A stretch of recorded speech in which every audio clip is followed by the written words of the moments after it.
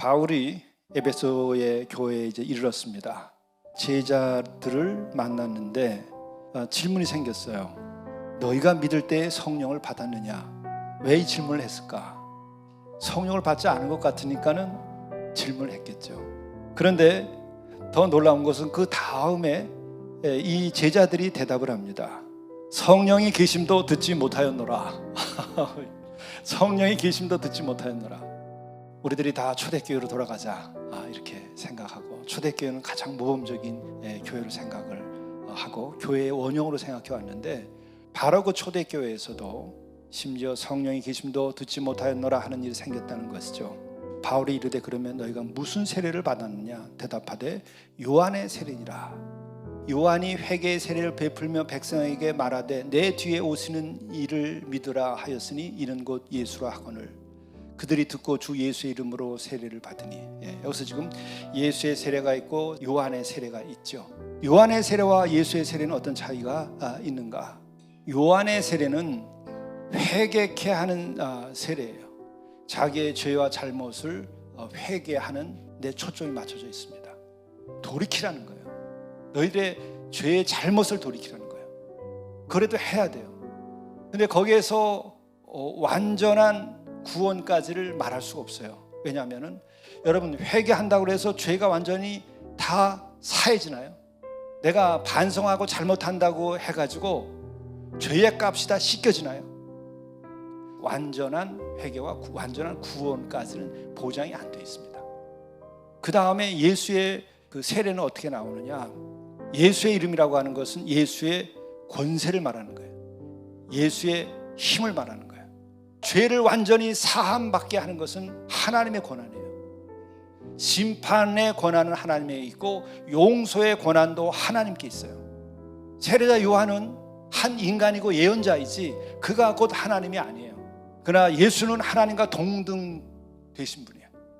그러니까 예수의 이름으로 세례를 받으면 하나님과 동등된 권한으로 세례를 받게 되니까 그 죄가 씻겨지는 거예요.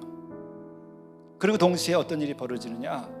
예수 안에 거하게 된다고 표현하는 거예요. 아니, 우리는 죄를 스스로 씻을 수도 없어요. 반성하고 회개했지만은 지난날 지은 죄들이 다 머릿속에 기억에 남아있어요. 그러나 하나님께서는 예수 그리스도의 이름으로 세례를 받은 이들은 그것을 기억하지 않겠다는 거예요. 심판할 때 그것을 계산하지 않겠다는 거예요. 너희들의 마음에는 그 죄가 기억될지라도 나는 기억하지 않는다.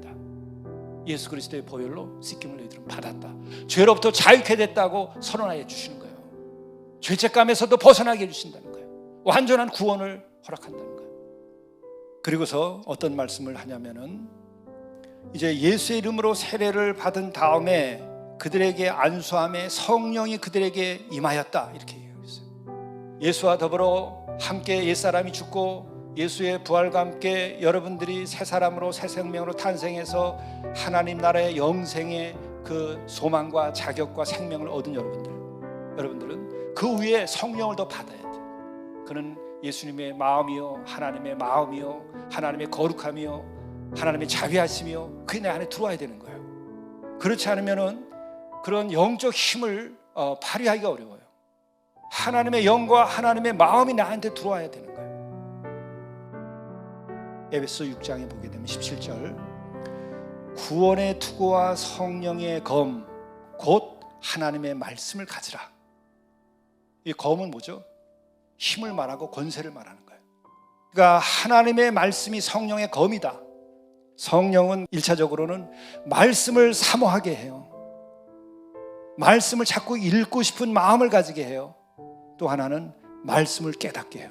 말씀 하나가 막 살아서 역사하고 말씀이 하나만 살아 역사하는 것이 아니라 믿어지지 아니하던 성경 전체가 믿어지고 꿰뚫어 알게 돼요.